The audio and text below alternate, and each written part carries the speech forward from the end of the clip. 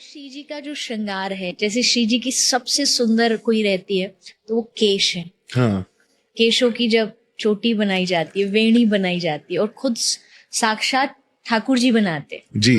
एक बार एक पात्र लेके एक सखी श्री जी को मावर लगा रही थी, तो ठाकुर जी वहीं बैठे थे।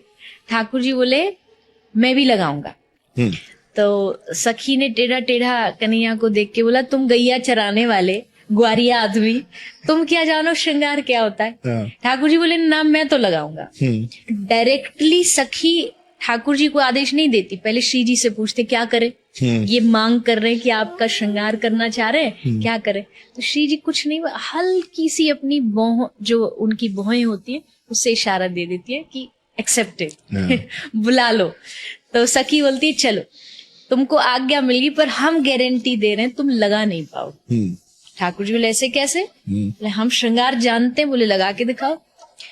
तो आए ठाकुर जी, एक हाथ में उन्होंने वो आलता महावर का पात्र लिया, एक हाथ में श्री जी के चरणों को लिया, और जैसे चरणों को हाथ में लिया उनके पूरे शरीर में रोमांच, रोंगटे खड़े हो गए, हाथ कांपने लगे, पात्र जो है वो नीचे गिर गया, आंख से झरझर आंसू बह रहे, भूल गए कहाँ कौन सी दुनिया में हूँ, आंखें बंद होती चली गई।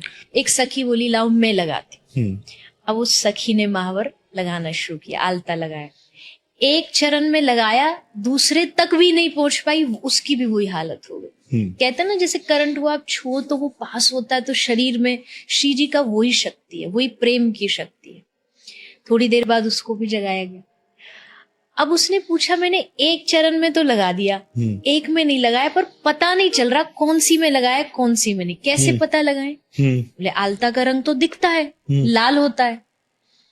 उसने कहा नहीं, श्री जी के चरणों का और आलते का रंग एक जैसा, क्योंकि श्री जी के चरण एकदम बिंब लाल फल जैसे, एकदम गोरे गोरे चरण हैं।